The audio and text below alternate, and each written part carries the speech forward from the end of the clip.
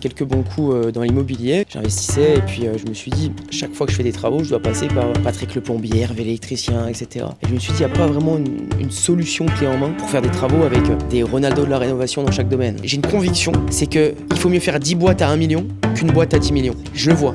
C'est rénové, c'était facile d'atteindre 1 million de chiffre d'affaires. Le mec, il en a 10 comme ça, il prend 35 000 par mois.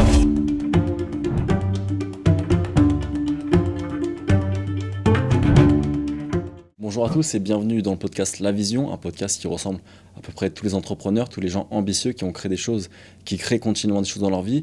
Aujourd'hui, j'ai l'honneur d'avoir Guillaume Piron avec moi. Bonjour Guillaume. Salut, ça va ?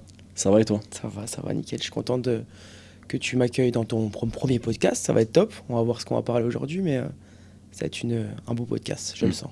Je le sens aussi. Donc Guillaume Piron, c'est un invité assez spécial pour moi. On avait parlé ensemble en 2020-2021 par rapport à l'immobilier à l'époque. Et en fait, je devais t'avoir aujourd'hui pour mon premier invité, parce qu'on a énormément de points communs. Ouais. Je te laisse présenter dans un premier temps.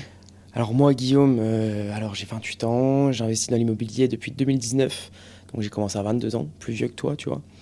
J'ai commencé, j'étais coach sportif à l'époque-là, après avoir passé par la gendarmerie pendant 1 an et demi.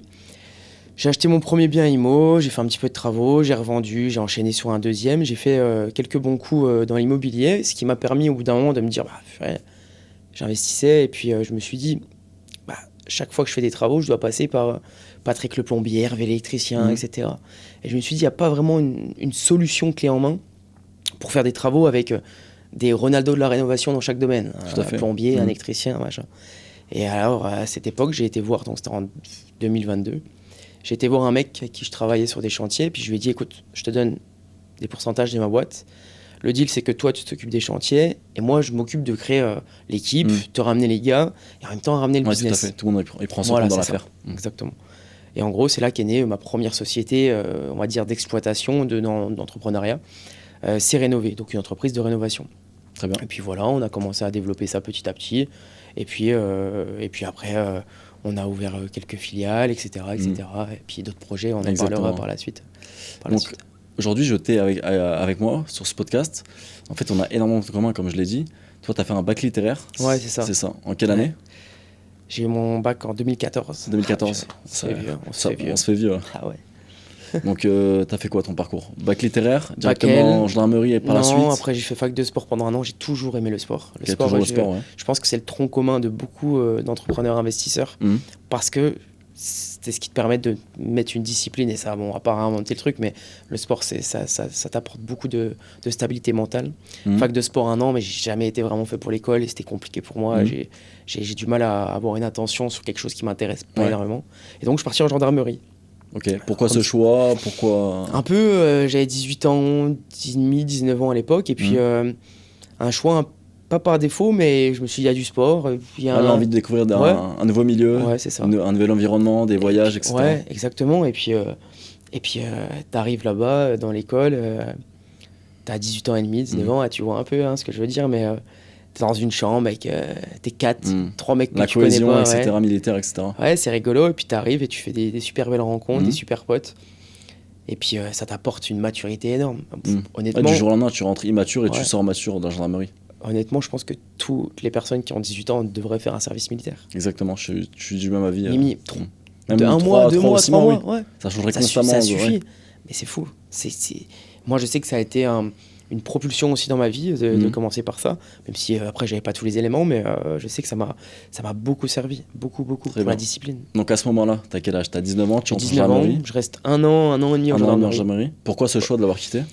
Pourquoi ce choix ? Parce que j'ai un problème d'autorité entre guillemets. Ok. Je savais que même si j'étais le boss du boss, il y aura toujours un mec au-dessus de moi. Il y aura toujours un mec au-dessus de toi.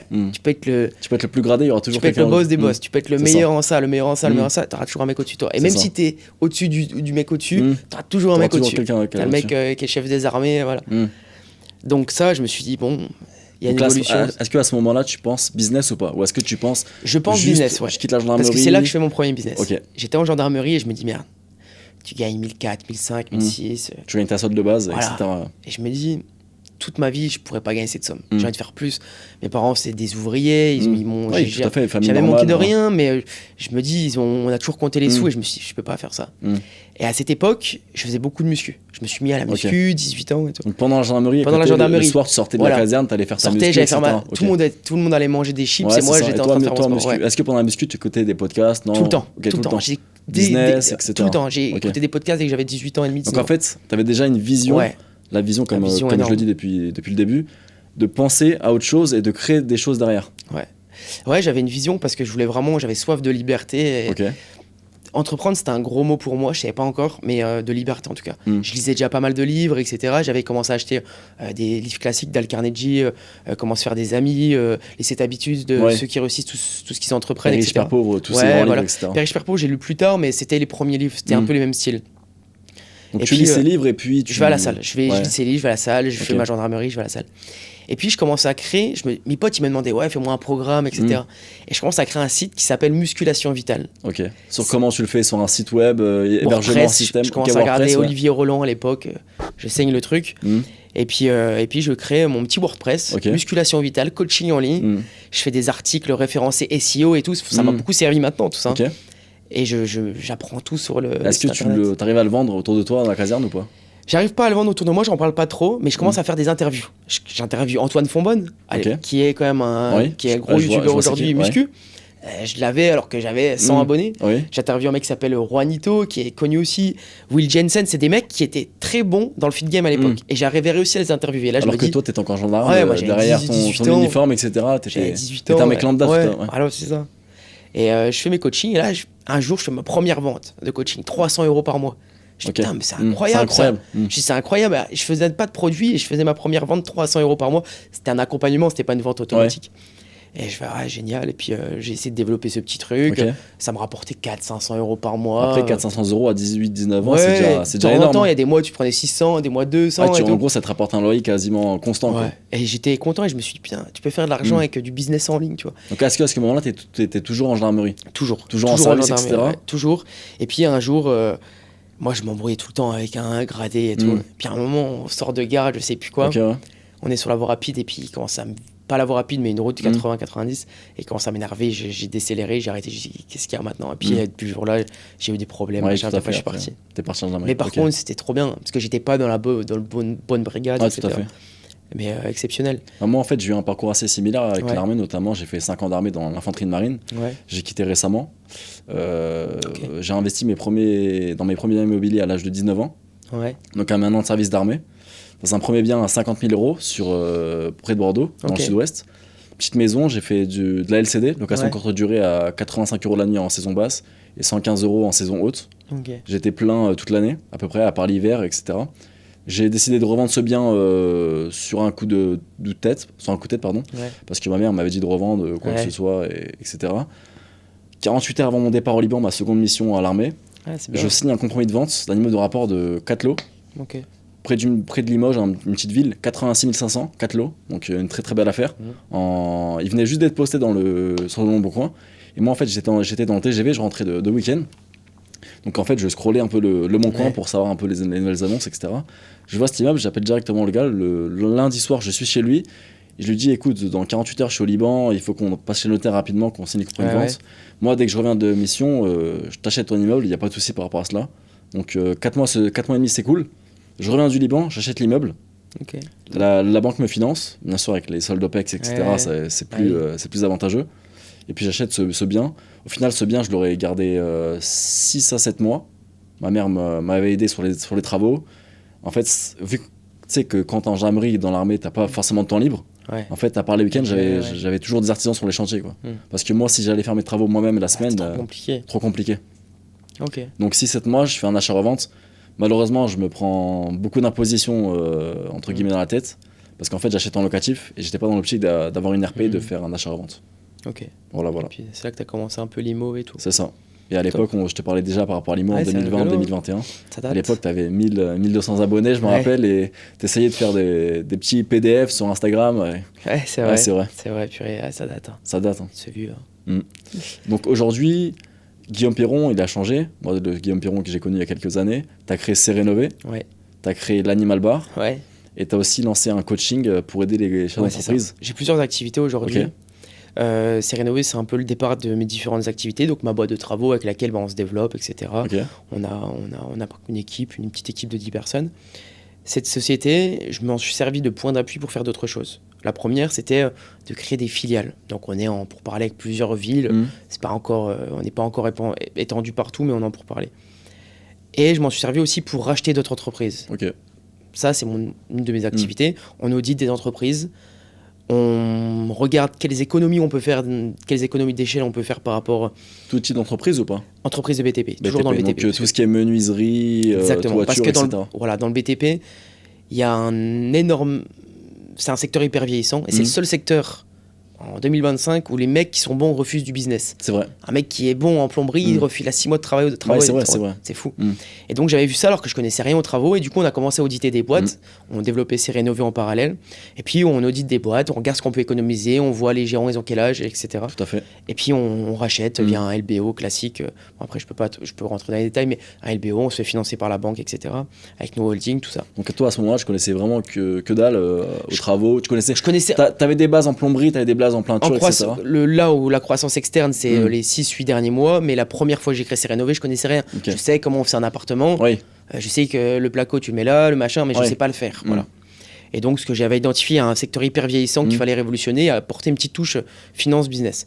Puis voilà, je faisais mes investissements IMO à côté, etc. Et puis récemment, là, il y a un peu moins d'un an, j'ai l'idée de faire un bar. Rien à voir avec le BTP et l'immobilier, mais gros projet. Est-ce que tu dirais que c'est le projet de ta vie ou pas encore? Pas le projet de ma vie, parce que je sais que ça sera. Il y en aura des 100 et des 1000, 10 fois plus gros, mais c'est un très gros projet. C'est un bar de 600 mètres carrés. Donc, en voilà. plus, vous êtes deux dessus, j'ai un peu vu les articles, etc.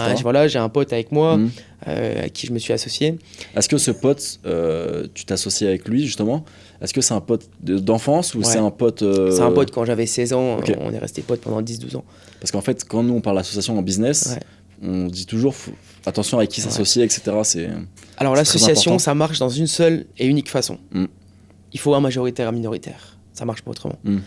Moi, à chaque fois que je me suis associé, j'ai proposé à mes associés, ok, on fait le projet, mais la vision business, c'est moi qui l'ai. Je sais comment. J'ai appris. C'est toi qui drive le J'ai truc. fait 10 000 heures de podcast, j'ai écrit, j'ai écouté plus de 200, j'ai lu plus de 200 livres.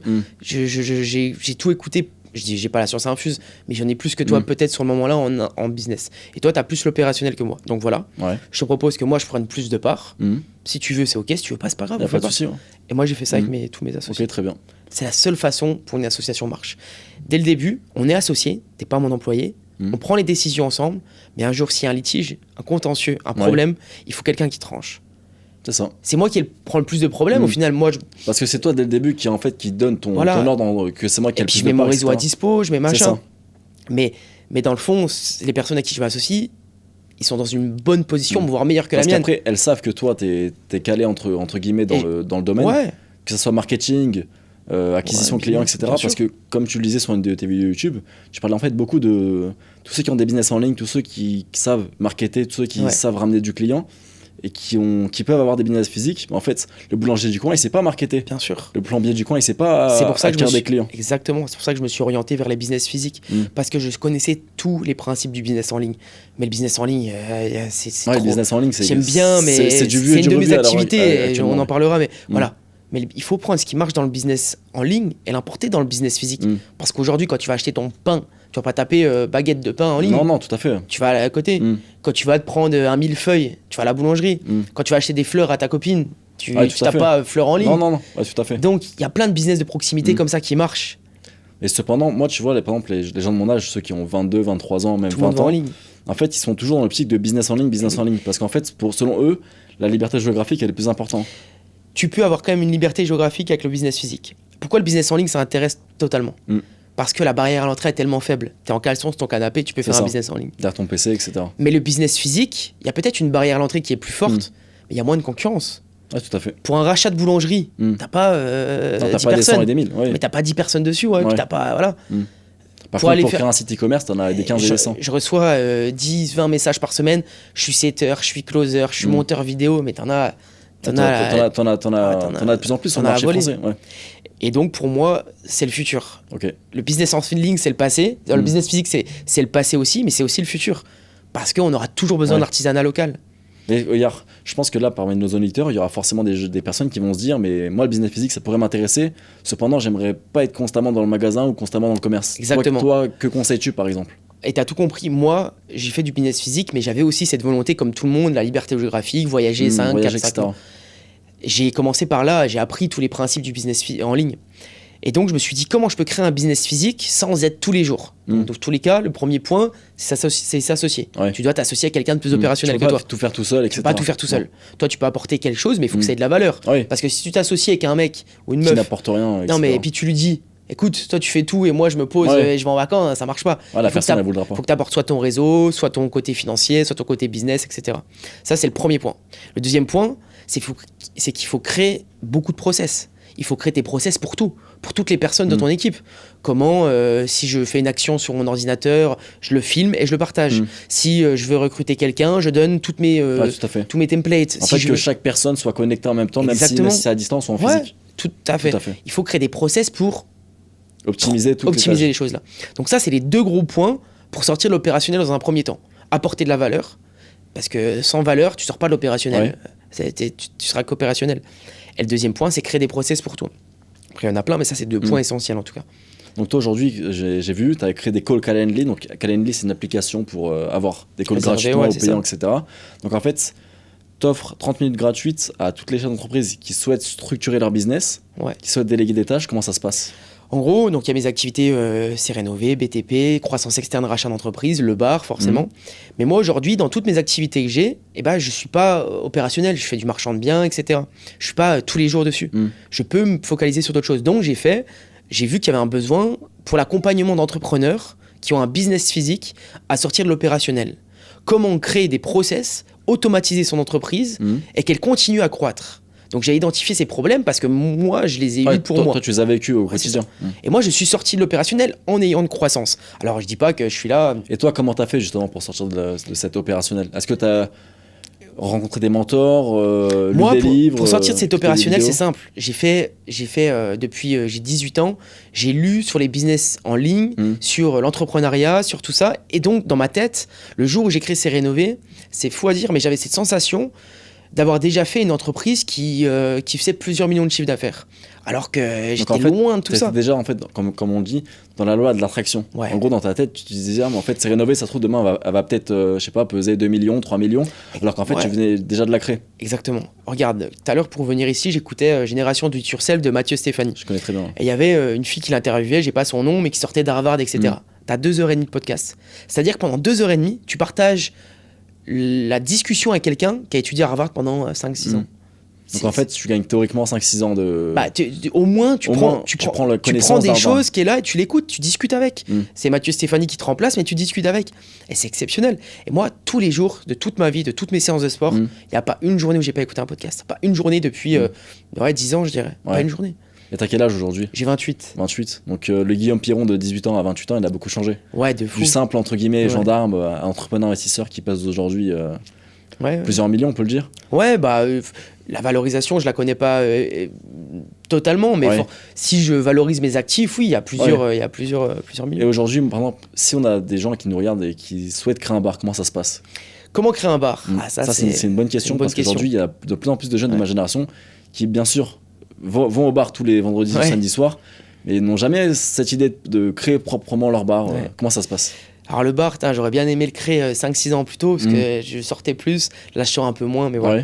Un bar, c'est pas un rêve, mais j'adore rassembler les gens, j'adore faire kiffer tes potes. Et comment créer un bar?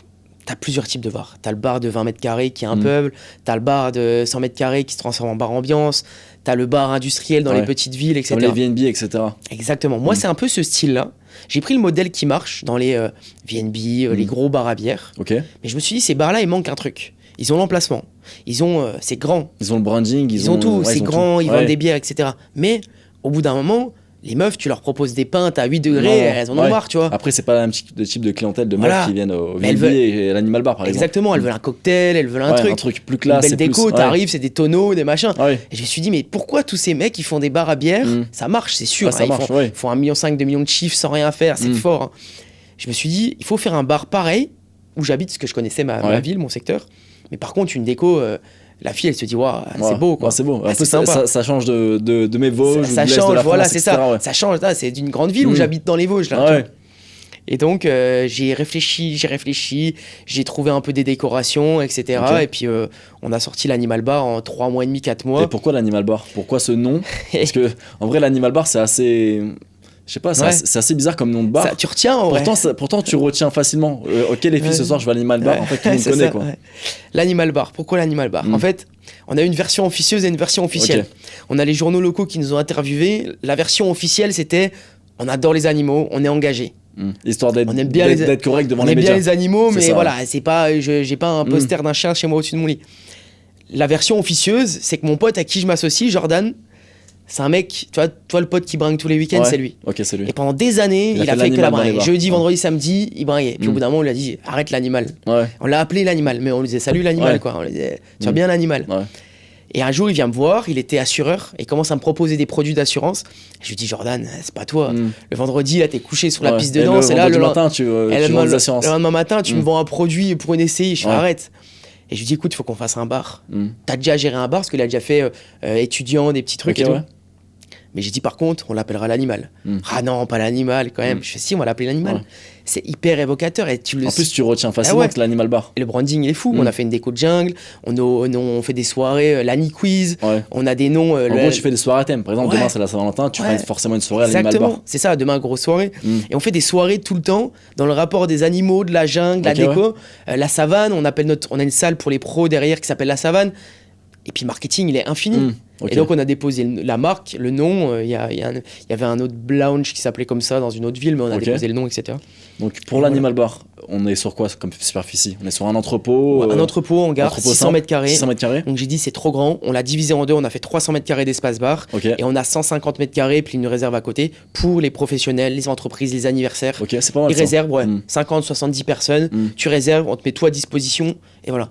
Ça, En c'est gros, tu l'avantage mélanges la additionnel. partie B2C et la partie B2B. Exactement. C'est ça. Exactement. Donc, en gros, tu touches tout le monde. Tu touches Tout le monde, vraiment le Exactement. chef d'entreprise qui va faire un séminaire avec ses employés, etc. Comme le Francis du coin C'est qui ça. va au bar tous les On soirs. a deux canaux d'acquisition, le canal B2C classique, tous les jours Tous les ouverts, jours, ouais. vendredi soirée, Ok. et on est en train de développer le B2B au maximum, en plus des anniversaires. Ok. Et là, séminaire d'entreprise, réunion d'équipe, machin. Ok, on a 2 frigos, on vous met toutes les boissons dedans, toutes les Vous planches. réservez juste traiteur, votre créneau, etc. Vous nous donnez un tarif par personne, Mm. on vous donne tout. C'est pas mal, C'est pas mal. ce système. Parce C'est qu'en vraiment pas en mal. gros, les personnes qui viennent des boîtes, c'est en B2B. Ouais. Elles peuvent revenir en B2C avec des potes T'as à tout eux. compris. C'est ça. Et même, ils peuvent réserver la salle, et des fois, il y a une soirée à côté, Ok. et ils viennent consommer dans la soirée Ah, à ok. côté. Ouais, Donc, c'est- ils ok. payent déjà une fois, ils viennent payer. Ouais. C'est C'est super. parfait. C'est un gros. Le bar, en fait, ça a dépassé tous mes objectifs de base. Ok. Je pensais pas qu'on ferait un démarrage comme ça parce que ça a Mm. explosé. Ça a explosé parce qu'il y avait une réelle demande. On a fait une déco qui était pas trop mal, qui a plu des gens. Ouais. Il y a des gens, ils font 1 heure de route, ils prennent Airbnb Ah, pour carrément. venir au bar. Ouais. Ouais, je te jure, Ouais, c'est- carrément. je revenais pas. Là, c'est assez fou. Après, on est dans un patelin paumé, Ouais, donc il n'y a rien. ouais, Les tout à gens, c'est fait. normal qu'ils Mais viennent. Après, quand t'as des patelins paumés, quand tout le monde se voit, etc., dans les bons endroits, ça C'est ça. ça le fait bien, quoi. Et justement, sur Insta, on a 58% de femmes qui nous suivent. Ok. Ça, c'est con. Mm. Et pour faire venir des gars dans un Ouais, bar, il faut faire venir des il faut femmes. faire venir des filles. Et c'est à malheureux, fait, mais c'est la vie, c'est Mm. comme ça. Ouais, tout à fait. Si tu rentres dans un bar demain, t'as 20 ans, tu rentres dans un bar, t'as 90% de mecs. Non, ça, Tu te ça- dis, ouais, ouais, ça c'est fait chiant, moins. quoi. T'es avec tes potes, bon, allez, Ouais, ça le fait moins. au pub. Et du coup, est-ce qu'on a un parking à l'Animal Bar? Le parking, Gros il est comment? parking, Un gros parking. énorme, ouais. Ok. Énorme parking, zone commerciale, sortie de voie rapide. Ok. On n'est pas du tout sur les bars classiques de la ville. Ouais. On est On un a- peu excentré de la ville. En fait, est- on n'a rien inventé. J'ai Ok. repris ce qui marchait dans les gros bars. Dans et je l'ai les amélioré. VNB, Ouais. tu t'es inspiré en haut de VNB. En fait, je connaissais pas de VNB, mais je me suis inspiré de ces types de bars, gros, soirée à thème, événements. Ok. Mais par contre, je l'ai amélioré. Cocktail, déco, vraiment un sentiment d'appartenance. Ok. On a vendu des t-shirts, des choses comme ça. Tu vois. Avec le logo, l'animal, L'animal, etc. ouais, ok. des beaux t-shirts. Et pas floqué derrière avec le nom de la personne, non, pas encore. Non, pas encore. à ce niveau-là. Pas encore, Ok, mais des ok. beaux t-shirts et tout. Ok. Et donc, Donc, l'entrepôt, ça se passe comment? Achat direct ou location, Non. etc. Alors, location. On pouvait pas Location. acheter. Le propriétaire n'était pas vendeur. Ça fait 40 ans qu'il a le bien. Ok. On paye 4300 € par Ok. mois de loyer, donc Mhm. c'est un gros loyer pour le secteur. Mais on aimerait bien lui racheter dans 2-3 ans. Ouais. Ok. Et puis, t'arrives, tu loues. Nous, j'ai décidé de signer le bail, de commencer le projet, on n'avait pas de financement. Parce que Donc, en gros, déjà prise de risque. Prise Déjà, de risque. Prise de risque. je savais que le local là, c'était soit ce local, soit nulle part. Mhm. Donc je devais dire, on y va, On y va, on met tout sur la table et on y va à 100%. Voilà, on met toutes les billes. C'est un projet de vie, donc on le fait, quoi. En fait, voilà, c'était pas, je voulais pas que ça soit mon focus principal, parce que c'est rénover me prend du temps, racheter une entreprise, etc., les développements des filiales, le recrutement, les équipes. Mais je savais que ce bar, ça avait un biais social énorme. T'imagines, tu rentres dans un bar, t'as 1000 personnes, c'est ton bar. Tu t'assois, tu viens avec ta copine, tu viens avec tes potes. Tout le monde te connaît dans le bar. Tu prends la salle du fond, tu prends les pièces au fond, c'est ton bar. T'as tout le monde qui est là. Toi, tout est à toi. Tu fais 15-20 000 balles la soirée, c'est ton bar. C'est ton bar. Et comment ça se passe niveau fournisseur, par exemple? Moi, demain, si je veux ouvrir un bar, je sais pas, on va dire dans le sud-ouest, dans le nord de la France, j'ai mon entrepôt, j'ai mon associé, entre guillemets. Je veux avoir des bières, je veux avoir de la conso gratuite. Enfin, pas de la conso gratuite, mais je veux être fourni en conso. Alors, comment tu passes par des fournisseurs pour ouvrir un bar? Plusieurs solutions. La première, c'est que tu passes par que des fournisseurs locaux. Tu prends 10 bières chez 10 mecs différents et t'envoies comme ça. C'est bien, mais c'est un peu de compta, c'est chiant, c'est moins cher. Le prix au litre, il est moins cher. Mais c'est intéressant. Deuxième solution, tu passes par des groupes nationaux qui couvrent déjà des bars, des grosses boîtes, etc. Moi, on est passé par eux, parce qu'on connaissait un mec là-bas. C'est eux qui nous fournissent toutes les boissons. Théoriquement, tu dois passer que par eux, mais nous, on a négocié de passer aussi par des fournisseurs locaux. Donc, on a le gros, 80%, en gros, et 20% de fournisseurs locaux. Des vignobles, des petits artisans coachés chez toi, voilà, qui font de la bière, etc. Exactement. Et tu fais comme ça. Eux te fournissent, tu fais tes commandes en ligne, etc. Ils te livrent au bar, etc. Toutes les semaines, ils te livrent, tranquille. Tu contrôles tous tes coûts d'acquisition. Un bar, c'est pas comme une boîte de travaux. Un bar, c'est une boîte. C'est comme si tu avais une boîte comme ça, que tu mettes 100 personnes dedans ou 10 000 personnes, tes coûts fixes, c'est les mêmes. Électricité, gaz, conso, personnel. Tout est les mêmes. Ton loyer, c'est des coûts fixes, c'est les mêmes. Donc, c'est-à-dire que tu as tout intérêt à faire venir le plus de monde possible. Peu importe le nombre de clients. Parce que ta boîte, ça sera la même. Par contre, dans une boîte de BTP, tu as une boîte. Si tu fais 10 chantiers, ta boîte, elle est comme ça. Si tu fais 100 chantiers, ta boîte, elle est comme ça. Si tu fais 1000 chantiers, ta boîte est comme ça. Et donc, tes coûts fixes, ils augmentent parce que tu as tant de personnel. Là, t'en as tant, et là, t'en as tant. Plus t'as besoin de monde. Exactement. Et plus ça. Et l'organisation, les fonctions support, etc. Un bar, t'as pas ça. Un bar, tu dupliques le modèle de fou. Du coup, là, l'Animal Bar, vous êtes 2 associés, donc toi et Jordan, c'est ça? C'est ça. Combien d'employés? Combien de serveurs, etc. On a 4 personnes 4 personnes? 3 personnes en temps plein, une personne à mi-temps, des extras, voilà. Ok, c'est pas mal. On a des fois, on est 7-8 dans la soirée, on prend des extras toute la soirée. Pour couvrir les besoins de la soirée, etc. Parce que là, demain, par exemple, c'est une grosse soirée pour le 14 février. Et on aura, je pense, 700-800 personnes. T'as 700-800 personnes. En plus, t'as fait sûrement des petites tables date, etc. pour les personnes. Ouais, on fait des petits trucs, des lunettes roses, etc. Mais après, tu vois, moi, j'aime bien avoir un bar, mais t'es quand même pas serein tout le temps parce que tu vois, quand j'y vais, tu regardes les têtes des gens, tu fais attention, pas de bagarre et tout. À fait. Moi, j'essaie de faire attention. On essaie de bien se baquer là-dessus. Tout à fait. Après, j'imagine que la gendarmerie, elle guette maintenant l'Animal Bar à la sortie des bars, etc. Les policiers ont été super avec nous. Ils nous ont donné toutes les règles du jeu dès le début, puis on s'y plie forcément. Surtout que dans la ville où t'es, ça fait vraiment grandir la ville. Ça fait grandir la ville. Et comme je le dis à mon associé, parce que mon associé avait peur, je dis il n'y a aucun intérêt à qu'on nous fasse fermer, parce que oui, il y aura sûrement des problèmes qui vont arriver. On fait au mieux pour ne pas les avoir. Mais aujourd'hui, tu vois, un mec qui fait un accident, qui sort du bar en voiture, nous, on fait tout pour qu'il ne le fasse pas. Mais les mecs, tu fais de la prévention, mais après, on n'est pas à côté de lui pour lui dire, tu n'es pas ça vraiment. Tu n'es pas ça vraiment. Il y a 600 personnes, 500 personnes, on ne peut pas contrôler tout le monde. Non, c'est pas possible. Donc voilà, mais le bar, beaucoup de problèmes d'ouverture, très compliqué au niveau de l'administration, très compliqué au niveau des normes incendie, normes sécurité. C'était vraiment intense. Pendant les 3 derniers mois de l'année, septembre, octobre, novembre, décembre, on a ouvert le bar le 20 décembre. Tu devrais l'ouvrir en octobre. Je devrais l'ouvrir au premier fin octobre. Après, limite longue, fin octobre, pour toi. C'était le max du max. Après mi-novembre, après fin novembre, après début décembre. Toujours avec les échéances. Après, c'est 20 décembre. 20 décembre, c'était le dernier. Le dernier, il fallait obligatoire. Du coup, l'ouverture, ça se passait comment? L'inauguration, 1000 personnes, 1200 personnes, 1200 personnes. Feux d'artifice. Incroyable. C'était comme je l'avais espéré. Comme j'avais espéré, c'était exceptionnel. Pas eu de gros problèmes, rien du tout. Et puis c'était une soirée de folie. On devait fermer à 2h.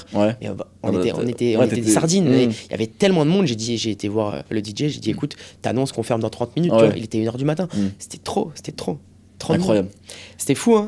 Mais tu vois, un bar, c'était une aventure de fou parce que Bon, ça a fait des dommages collatéraux un petit peu parce que forcément, j'ai monopolisé C'est pendant 3 mois dessus. Du coup, on a retardé des clients. Ouais, du coup, C'est était entre guillemets à 50%. On était à perte, C'est On a travaillé à perte, tu vois. Parce qu'une rénovation d'un bar de 600 mètres carrés en 3 mois, n'importe quelle société de travaux, c'est 300 000 euros. Nous, on n'était pas à ce prix-là, tu vois. Ah, tout à fait, ouais. Est-ce qu'un jour on pourra avoir l'Animal Bar comme au Tacos, comme McDonald's, comme une franchise. C'est l'objectif. Moi, mon objectif, c'est de franchiser tout ce que je peux faire. Parce que j'ai une conviction, c'est que il faut mieux faire 10 boîtes à 1 million qu'une boîte à 10 millions. C'est ça. Je le vois. C'est c'était facile d'atteindre 1 million de chiffre d'affaires. En 2 ans, on atteint 1 million de chiffre d'affaires. Le bar, on l'atteindra assez facilement également. Et je préfère dupliquer ces modèles que de grossir, un bar tu peux pas élargir, mais en tout cas une boîte de travaux, que de grossir à 10 millions. Parce que problème RH, fonction, c'est trop compliqué. C'est que de l'humain. Est-ce que si demain, est-ce que c'est possible de voir l'Animal Bar à Biarritz, Bayonne, Bordeaux, quoi que ce soit? Moi, mon but c'est de franchiser parce qu'aujourd'hui je sais comment on ouvre n'importe quel type de bar et c'est surtout que nous, notre bar c'était une catégorie 2. ERP2, donc c'est-à-dire c'est comme des hôpitaux pratiquement. C'est-à-dire on a des réglementations pareilles au niveau des normes incendie, au niveau de la sécurité, c'est un bazar patote. Ah ouais, c'est compliqué. Donc je suis capable aujourd'hui d'ouvrir un bar de cette catégorie-là partout en France et j'en suis persuadé. J'ai les équipes, j'ai les gens qui l'ont fait, j'ai le concept, j'ai tout écrit, j'ai toute la déco, je sais, on a pris des décorateurs uniques qui nous ont fait qui nous a fait des fresques uniques. Et voilà. Et moi je veux le franchiser ce bar. Et que pense le propriétaire de l'entrepôt actuellement? Il est arrivé, il a 65 ans, il s'est régalé, il a dit mais c'est trop bien et tout. Est-ce que lui déjà il croyait au projet d'Animal Bar? Et puis lui, tu sais, t'as un local, il paye pas de mine, on te met 150 000, 200 000 de budget travaux dedans, tu te régales. Et moi je lui ai dit, il faut nous le vendre quand même à un moment ou à un autre. Il nous le vendra, mais il est super. Il en a d'autres à côté, tu sais pas s'il en a une dizaine. Toi ça, on parle d'immobilier, l'IMO commercial, très puissant. C'est très sous-coté sur le marché français. Très sous-coté, très dur à obtenir aussi, mais très fort. Mais après, une fois que c'est en place, quoi. Le mec, il en a 10 comme ça, il prend 35 000 par mois. En plus, c'est en niveau commercial, c'est des bails de 3 à 6 mois, c'est ça? Pas de taxe foncière, c'est le locataire qui prend en charge. Les rénaux, c'est le locataire. Tout ce qui est intérieur, c'est le locataire qui prend. Et que penses-tu des places de parking, par exemple? Je suis pas fan, moi. Encore une fois, pour moi, les places de parking, c'est en IMO, c'est le business en ligne et le setter closer. C'est le truc où ça semble accessible à tout le monde. T'es content parce que c'est pas cher. Mais tu prends 10, 20 euros par mois. Et encore, tu veux faire que tu monopolises de l'argent. Qu'il y a derrière, etc. Même si tu as un peu de cash et que tu veux acheter ta place de parking 10, 15 000 en cash, et tu prends 100 balles par mois, tu as monopolisé 15 000 pour gagner 100 balles.